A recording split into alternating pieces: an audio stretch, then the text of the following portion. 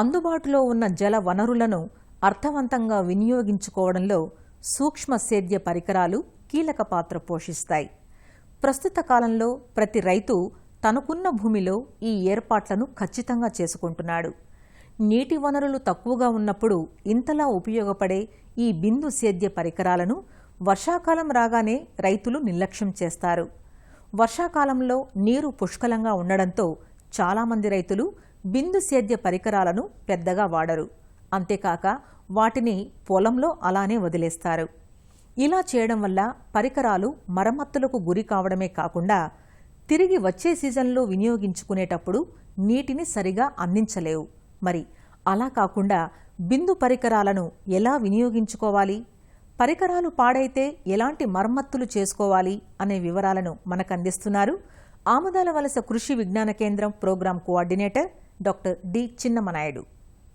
ఈ బిందు సేద్య పద్ధతులను కనుక ఆచరిస్తే మరి నీటి వినియోగ సామర్థ్యం పెరుగుతుంది. తక్కువ నీటితో ఎక్కువ విస్తీర్ణాన్ని కూడా సాగు చేయడానికి అవకాశం ఉంటుంది. ఒకసారి ఈ బిందు సేద్యాన్ని కానీ డ్రిప్ ఇరిగేషన్ ఇన్స్టాల్ చేసిన తర్వాత వాటిని సక్రమంగా నిర్వహించలేకపోవడం వల్ల ఈ బిందు సేద్యాన్ని రైతులు ఉపయోగించుకోలేకపోతున్నారు. జూలై నుంచి అక్టోబర్ నెల వరకు సుమారుగా 4-5 నెలల పాటు మరి వర్షాలు పడడం వల్ల బిందు సేద్యం ద్వారా నీరు ఇచ్చేటువంటి అవసరం రాకపోవడం, ఇలా నీరు పెట్టని సమయంలో మరి వాటిని నిర్వహణ సక్రమంగా చేయలేకపోతే ఆ లాటరల్స్ అంటాము, లేదంటే డ్రిప్పర్స్ ఏవైతే నీటిని అందిస్తాయో బిందు సేద్య పరికరాలన్నీ కూడా క్లాగ్ అయిపోవడం, అందులో ఈ నాచు పట్టేయడం కానీ, లేదంటే నీటిలో ఉన్నటువంటి ఈ లవణాలు ఏవైతే ఉంటాయో అవన్నీ కూడా ఆరిపోయి ఆ డ్రిప్పర్స్ క్లాగ్ అయిపోవడం, అంటే డ్రిప్పర్స్ మూసుకుపోవడం వల్ల మరి తదుపరి నీరు ఇచ్చేటప్పుడు అవి సక్రమంగా పనిచేయకపోవడం అనేది జరుగుతూ ఉంటుంది.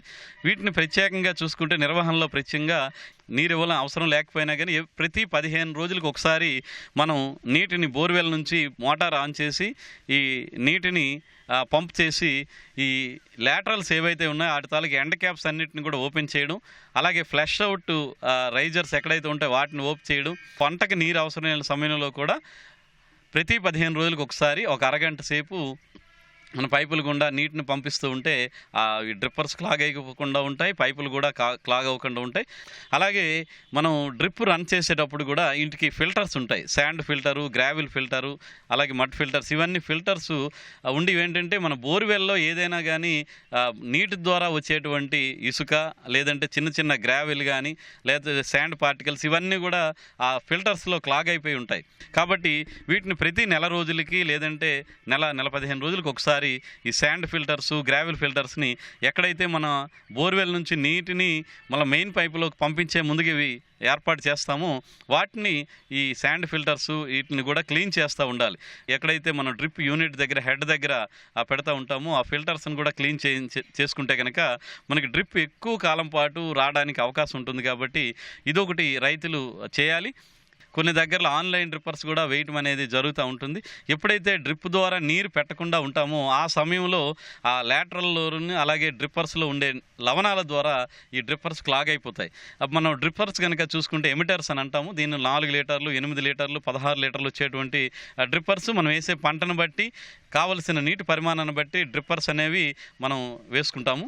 కాబట్టి ఆ డ్రిప్పర్స్ని కూడా ఓపెన్ చేసుకుంటే ఇవన్నీ కూడా ప్రెజర్ కాంపన్సేటెడ్ డ్రిప్పర్స్ ఉంటాయి. ఆ పైన ఉన్న డ్రిప్పర్స్ కనుక ఓపెన్ చేసి అందులో సర్క్యులర్ మూమెంట్ ఉంటుంది. వాటిని మనం ఒకసారి క్యాప్ ఓపెన్ చేసి అక్కడే డ్రిప్ ఆన్ చేసుకొని అక్కడ ఉన్నటువంటి మట్టి కానీ లేదా నాచు పట్టేసి ఉంటే వాటిని మళ్ళీ ఆ లేటరల్ ద్వారా వచ్చే నీటితోనే ప్రెజర్ పంపించి మనం కానీ డ్రిప్పర్ క్లీన్ చేసుకుని మళ్ళీ తగిలించుకుంటే అక్కడ మన డ్రిప్పర్ సమస్య లేకుండా ఎంత మోతాదులో నీరు కావాలంటే అంత మోతాదులో మొక్కకి నీరు అందించుకునే అవకాశం ఉంటుంది. అలాగే ఎక్కువ రోజుల పాటు డ్రిప్ కనుక వాడకుండా ఉంటే అది ఎక్కువ నాచు పట్టేయడం, అలాగే లవణాలు ఎక్కువ చేరిపోతాయి.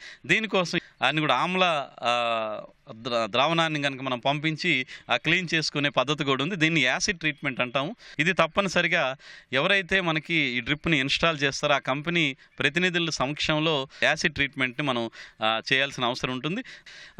మామూలుగా లెక్క వేసుకుంటే కనుక మనం 1 ఎకరా ఉన్నటువంటి డ్రిప్ లైన్ని క్లీన్ చేయాలి అనుకుంటే, లాటరల్ని క్లీన్ చేయాలనుకుంటే కనుక మనకు 1.5 లీటర్ల యాసిడ్ని 7.5 లీటర్ల వాటర్లో కలుపుకుంటే సుమారు 0.6% కాన్సన్ట్రేషన్ వస్తుంది.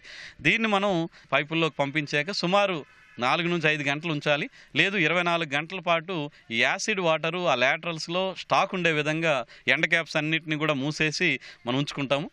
ఒక రోజు అంటే 24 గంటలు అందులో వాటర్ ఉన్న తర్వాత మళ్ళీ ఎండ్ క్యాప్స్ అన్నీ ఓపెన్ చేసి మనం బోర్వెల్ ఆన్ చేస్తే అవన్నీ ఫ్లషింగ్ అయిపోయి అందులో ఉన్న యాసిడ్, అందులో ఉన్న ఆల్గే కానీ లేకపోతే లవణాలు ఏవైతే ఉంటాయో అవన్నిటిని డిజాల్వ్ చేసేస్తుంది ఈ ఆమ్ల ద్రావణం. అదేవిధంగా ఎప్పుడైతే డ్రిప్ మనం సరిగ్గా సక్రమంగా వాడకుండా ఉంటామో ఈ ప్లాస్టిక్ డ్రిప్పర్స్, లైన్స్ ఇవన్నీ ఉంటాయి కాబట్టి ఎలుకల సమస్య కూడా ఉంటుంది. దీనికోసం మనం ఈ ఎలుకలని నివారించే రసాయనాలు, ఈ బ్రోమోడైలిన్ ఏంటంటే వాసన ఉండదు, రంగు కూడా ఎక్కువగా ఉండదు. దానివల్ల ఎలుకలు గుర్తించలేక ఇది తినడానికి ప్రయత్నం చేస్తాయి. ఈ బ్రోమోడైలిన్ ఎరను తయారు చేసుకోవాలి ముందుగా. దీన్ని తయారు చేసుకోవడానికి 96% నూకలు, అలాగే ఆ 2% ఈ బ్రోమోడైలిన్ మందు, అలాగే 2% ఏముంచి నువ్వుల నూనె కానీ లేదంటే వేరుశనగ నూనె కానీ కలుపుకుంటాం. ఈ విధంగా తయారు చేసినటువంటి ఈ బ్రోమోడైలిన్ మందుని ఈ టేక్ ఆకుల్లో కానీ లేదంటే కొబ్బరి చిప్పల్లోని కానీ ఒక్కొక్క దగ్గర 25 గ్రాముల నుంచి 30 గ్రాముల వరకు కూడా మనం ఈ గట్టు అంచులన ప్రతి 10 మీటర్లకి ఒక దగ్గర ఈ ఎర్ర మందుని కనుక పెడితే ఎలుకలు ఆ ప్రదేశానికి వచ్చినప్పుడు వీటిని తినడానికి ప్రయత్నం చేస్తాయి. ఇలాంటివన్నీ కూడా సక్రమంగా చేసుకోగలిగితే మనకి డ్రిప్ ఎక్కువ కాలం మన్నడం, మన నీటి వినియోగ సామర్థ్యం పెంచుకోవడం, కలుపు సమస్య తగ్గడం, ఎరువులను కూడా డ్రిప్ ద్వారా అందించుకొని అధిక దిగుబడులు పొందడానికి అవకాశం ఉంటుంది.